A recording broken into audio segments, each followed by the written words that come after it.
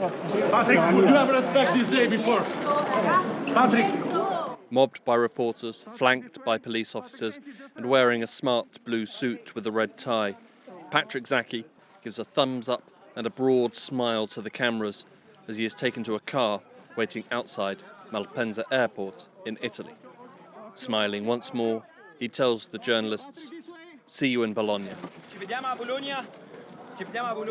Patrick, just one more, please. The return of Patrick Zaki to Egypt on July 23rd was welcome news and a rare win for human rights defenders in Egypt. It also shone a light on the abuses that have happened in Egypt. This week, why was Patrick Zaki pardoned by Egypt's president? What does his release mean for human rights in the country? And can the national dialogue help steer the nation away from authoritarian rule and back to democracy? I'm Hugo Goodridge, and you're listening to The New Arab Voice.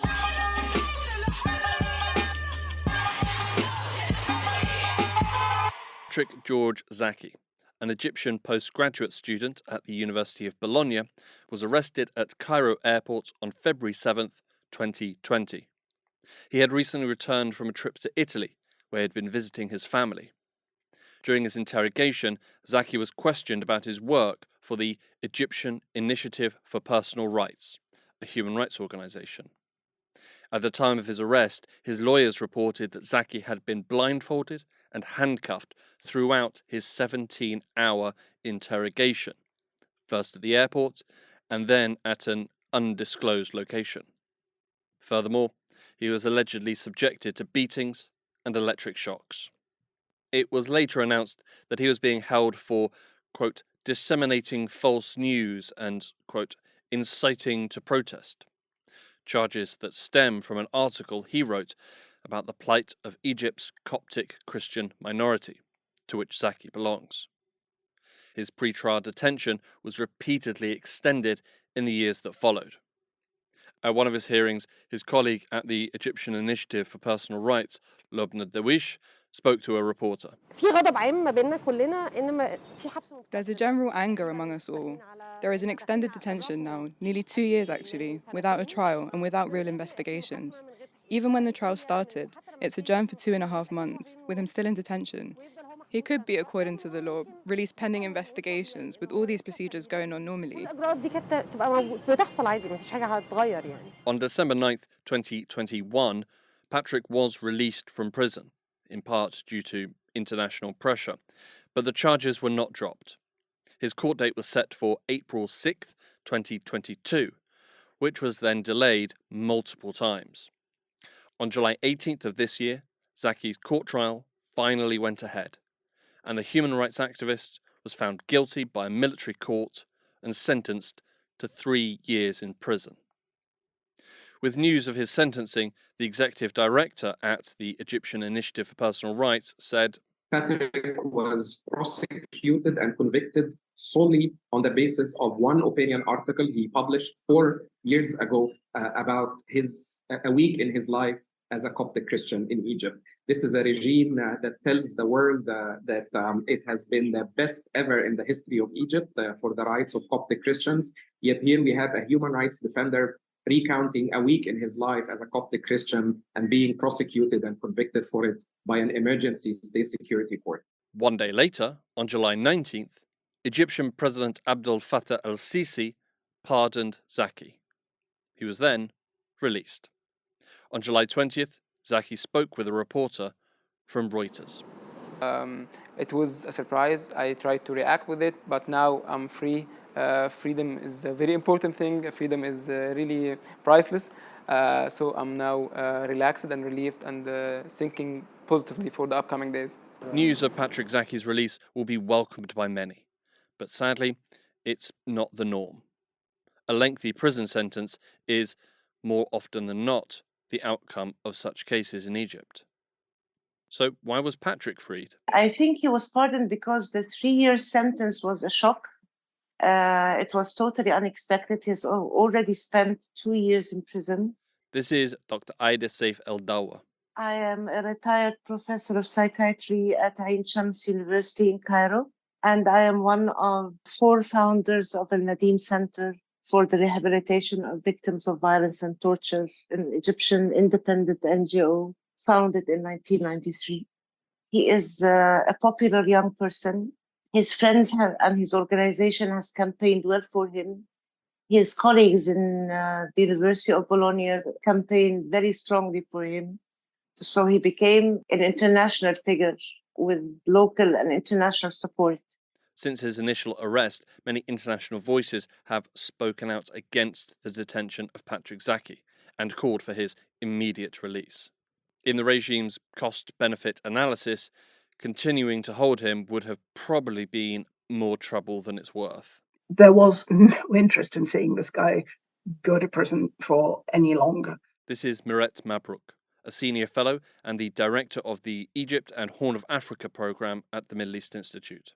And you want to bear in mind that I think it was on the table that he was going to be found guilty by the military court because that's what it was. But because of the nature of that ruling, because it's military, there is no appeal, and the only person who can pardon him is the president, and it was on the books the president pardon him so that they can close up the file and have him sent back to Italy.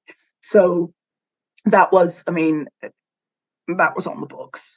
Despite the relief brought by his release, Patrick is just one detainee, one of an estimated 60,000 political prisoners held in Egypt.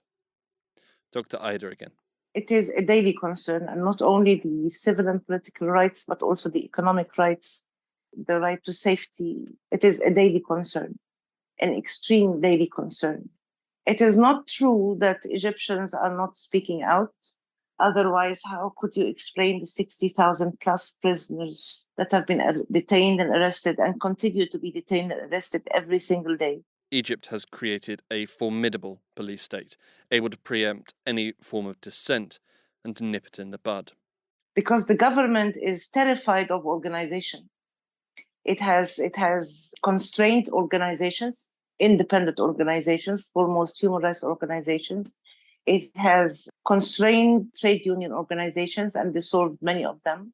Parties are working under very restrictive conditions, and many party members from the coalition that calls itself the Democratic Civil Coalition movement have been arrested. Some continue to be in detention, not to mention anybody who has a close or distant relationship to any Islamic organization. Even people, for example, who get evicted from places, from their homes or from their neighborhoods to build a bridge or to whatever, to do one of those major projects that the regime is so keen on, they get arrested. Worker strikes are raided by police and workers are arrested. So this en masse movement is immediately stopped and obstructed and harassed and persecuted by security. The security services enforcing this oppression are instructed to systematically target civil society organizations, to stop groups organizing and interfere with their efforts to create networks. But what about the role of the international community? Patrick's case received a fair amount of international attention, particularly in Europe, given his Italian ties.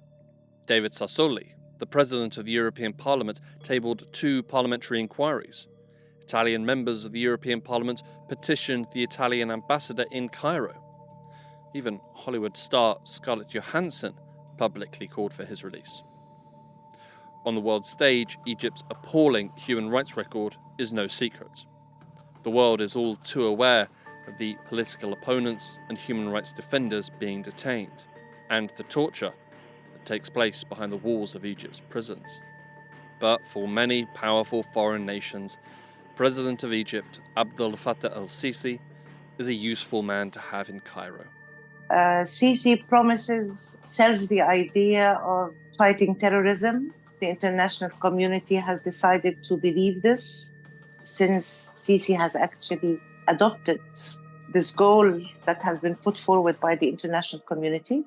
He promises Europe to prevent migration, to Europe and to police the Egyptian borders, which is high on the agenda of the international and especially the European community. Terrorism and migration control from Africa are both valuable traits for Europe. He also serves European interests in the regional diplomatic spheres, particularly in negotiations between the Israeli occupation and the occupied Palestinians. Sisi is also profitable. And he is buying weapons. We don't know why he is buying all those weapons, but he is buying weapons, which the money of which feeds into the economy of whatever country sells him these weapons. He buys spyware to control dissidents in Egypt. Again, money. When you learn that Egypt is the world's third importer of weapons, it should give you some idea why foreign governments like to stick with Sisi. Egypt is the second biggest importer of French arms. In 2015, Egypt spent $5.8 billion on French fighter jets. And in 2021, they bought another 30 jets for $4.5 billion. Both of those deals were financed by loans from the French government and French banks. Of the $10.6 billion worth of arms that Germany exported in 2021, a staggering 45% went to Egypt. Egypt is also the second largest importer of Italian arms. The numbers are vast, but in spite of this, Moret does not believe that it also buys the cooperation of Egypt when it comes to human rights. Every now and again, I'll read something that says, well, thanks to international pressure, this person was released. Egypt does not take into account international pressure when releasing in human rights cases. It just doesn't. Okay, that's not a good thing, by the way, because you should always listen to your allies and partners. International pressure doesn't work. Egypt tends to do things for its own reasons. Even if Egypt's rulers will not bow to outside pressure, they are not immune to the pressure from within the country. So back about a year ago, there was a presidential iftar and various people were invited, various members of the opposition. Egypt's much depleted, but still more or less on its legs opposition. And the president had mentioned that the country needed a national dialogue. The national dialogue is essentially because people were being faced with the fact that there really wasn't a political plurality in Egypt, that opposition parties, such as they were being squeezed out of the debate. I mean, if you look at the makeup of parliament, it is mostly a couple of parties that are deeply loyal to the government and the regime. Announced in 2022 but delayed for over a year, the so-called National Dialogue has been tasked with discussing political, economic and social issues in Egypt. These issues have been broken down further for subcommittees to examine. These include the status of political parties, election laws, municipal elections, human rights, debt levels, the budget deficit, inflation and rising prices, education and scientific research, health, population issues, family law, culture and national identity, to name but a few. When the dialogue was first announced, opinion was, according to Moret, split. There was, I think, equal parts of optimism and cynicism. Optimism because people were delighted to hear that they might be given a chance to speak, but the cynicism was because a lot of people felt, including actually the people who were optimistic, it was felt that honestly this was a bit of a fig leaf, and that you would just be given the opportunity to come and talk and leave, and very little would change. Dr. Ida would likely label herself as one of those cynics. We are not talking about an innovative idea that suddenly appeared and lighted the conscience of somebody who does not care about the people by whom he was elected. Before that national dialogue, there was the so-called National Strategy for Human Rights. It didn't change anything. And then there was this iftar for the Egyptian family. There is no Egyptian family. There is an Egyptian clique that is ruling and controlling this country. It's a piece of theater. It's a bad piece of theater. The problem with that national dialogue is that it split. There were groups, and some of the participants, they would participate in anything. But it also split parties. It split human rights activists between those who believed that if they participate in that dialogue, they are going to speed up the release of detainees, and between those who considered this just another attempt to beautify the image of Sisi before the 2024 elections. Given the regime's well-documented history of repression, cronyism and corruption, cynicism is probably a fair response. So what does the regime hope to achieve from all of this? It's not really sure what the state wanted to achieve. The stated goal of the state was that it wanted to open up the field to opposition parties so that it could hear what everyone wanted to say, and so that we could encourage political plurality in Egypt. The opposition, before they sat down, had some demands. They said, well, we want to feel that you're being serious, so we would like the equivalent of a proof of life in a kidnapping, if you like. We would like you to, let's say, release some prisoners, because one of the biggest problems with the opposition was members of the opposition are routinely being arrested and detained. And I said, we can't, in all good faith, we can't sit at the same table unless we have a release of political prisoners. And they were told, okay, we can work on that. And work on it they did. In April 2022, the same month that the president announced the national dialogue, an Egyptian pardon committee was re-established. The Geneva-based human rights organisation Committee for Justice documented the release of 754 detainees in cases related to freedom of conscience. 10 had their sentences pardoned. The remaining 744 were released from pre-trial detention. On the surface, this is a positive development. In truth, it's a fig leaf. In the year since the reactivation of the Egyptian Pardon Committee, 3,250 people have been arrested, more than 3 times the number that were released. Some have been arrested for the first time, while others are those who were initially released and then rearrested. There was no change in actual policy. For example, the thousands of people who are held in pre-trial detention. Some people are being held in pre-trial detention for the past 10 years. 10 years they are in prison. They are not being brought to trial after the 2 years dictated by the law to define pre-trial detention. They are being put on a new case while they are in prison. For example, like Anas al-Baltagi, whose only crime is that he is the son of the Muslim Brotherhood leader Muhammad al-Baltagi. He's been in prison since 2013 in solitary for no reason except that he is his father's son. Those thousands of people in pre-trial detention, all they needed was a decision, a political will to release all political prisoners who've been in pre-trial detention for over 2 years. This needed a signature from El-Sisi.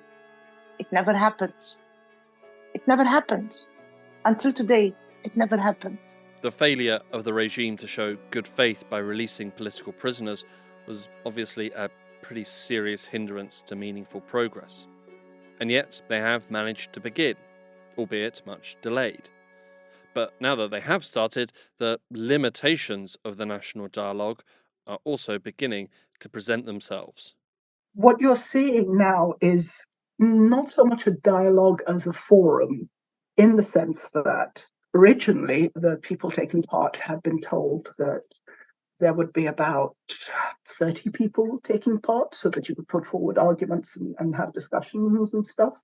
What they're finding is there are about 60 to 70 people taking part. So you can have discussions that go on for 6 and 7 hours, and they're not actually even discussions. They're more small speeches for a few minutes to put forward a point of view, and then you move on to the next one, because if you've got 70 people speaking, it's problematic. Ahead of the national dialogue, it was said that the sessions would be broadcast live. This did not transpire, and instead an edited version of events are being presented to the general public. If the national dialogue can work through its limitations and make some recommendations, then they will only ever be that. Recommendations. If whatever recommendations were made by the opposition blocs are put on the table, if they do not fit into what the government feels is appropriate at the moment, nothing is going to happen. All right. The situation at the moment is quite delicate. It's difficult. It's quite delicate. This is not going to be the case where the government is going to throw the doors open and throw it open to a big public debate. They're scrambling on what they're doing now. It might be easy to put these problems down to poor planning or an ill-conceived execution, but the truth is likely more complicated. For the ruling regime, in spite of all their power, there is a real concern about a potential Pandora's box that they might have opened. I don't think it's a case for this is an attempt to prevent change, because you want to bear in mind that the change that will come about will be the change that the regime feels that it can deal with. So there are always going to be limitations. If this national dialogue had been held 3 years ago, you might actually have had a little bit more openness.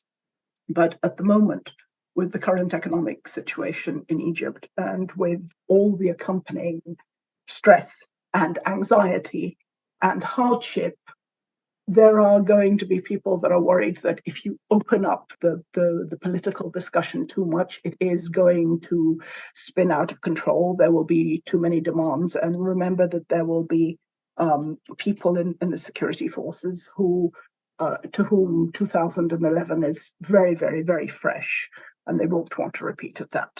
So I think they are proceeding with an enormous amount of caution. Many people in power in Egypt are in those positions because of what happened in 2011 and in the years that followed. They all saw a strong and long-lasting regime brittly crumble and fall under the weight of public anger. After 2011, there has been a constant fear of more mass protests. 2011 took everyone by surprise, and I'm sure the security forces just never want to be taken by surprise again. And they are very conscious that economic stability and prosperity is inextricably linked to political stability. And the worse the situation gets, the more worried they are likely to be. I think the government is acutely aware that they're in the middle of a very, very delicate balancing act. Give too much, and they're going to fear that they're not going to be able to control the populace. Don't give enough, and they're going to fear that the populace is going to take matters into their own hands. There is every chance that such a fear, combined with chronic problems, particularly the economic crisis, will drive the regime to make some concessions to diffuse popular anger. But likely, only small concessions. They have discussed education reform, and they have discussed judicial oversight on elections. And my guess that there will be reforms on that.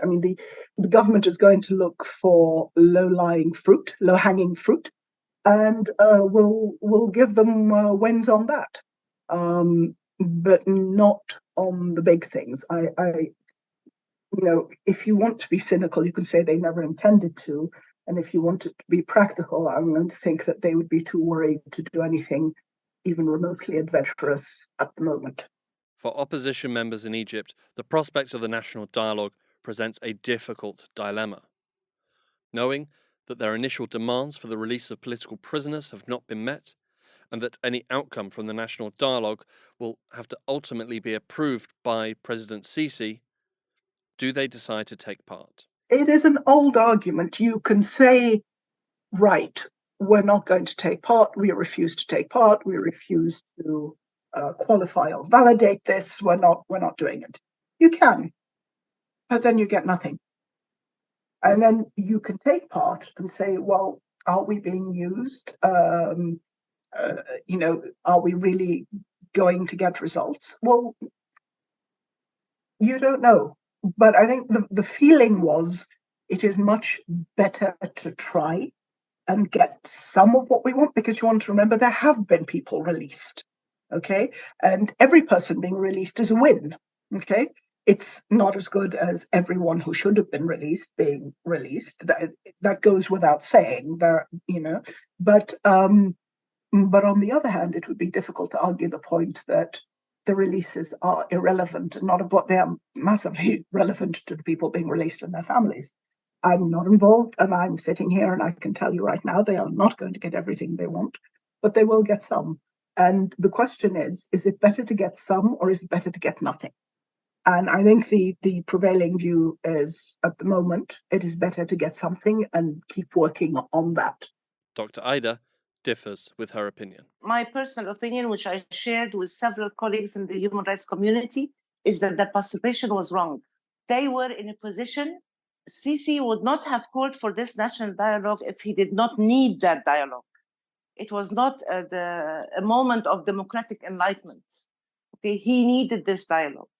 So I think that was a moment of concern on his side, and a moment that could have been a moment of strength for opposition parties and for human rights activists to put their conditions. The mere expression to condition their participation was condemned by several of the participants as, we do not condition the government. I don't know why we don't condition the government. I mean, it is governing, and it is governing us. So we have the right to at least express our conditions to be governed. And there are some members of the opposition parties who started with a list of 30 people, demanded the release of 30 people as condition for participation, and then the list was reduced down to one person. For Dr. Ida, the decision by the opposition to take part in the national dialogue without ensuring conditions were met represents a missed opportunity.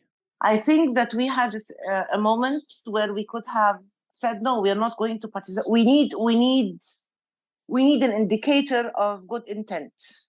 Okay, and this indicator of good intent is to release people in pretrial detention, to release people who are in dire medical conditions, lacking medical care, to release children, to pardon people who have been sentenced and who have already spent more than half or 2/3 of their sentence. We were entitled, had we been united and unified this demand, that the state prove its good intentions and do some of those things, which did not happen. Some people have been released. True, some people have been released, but triple the number of people who have been released have been detained during the same period. Something will come from the national dialogue. Probably something good, although also probably not a lot. But the fact that the normally uncompromising regime has started the national dialogue is an indication of the clear understanding that something needs to happen, particularly with presidential elections scheduled for 2024. The situation in Egypt is dire. Egyptians are facing real struggles on a day-to-day basis.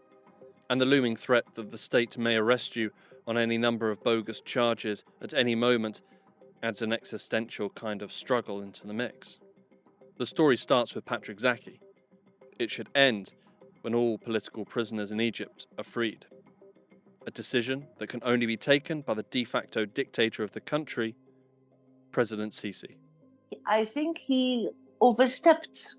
I think people, even dictators, seek to establish some kind of balance, kind of bribe their people with something, I mean, deprive them of democracy and human rights in exchange of livelihood, survival. But he has driven the country to a dangerous situation where there is neither nor.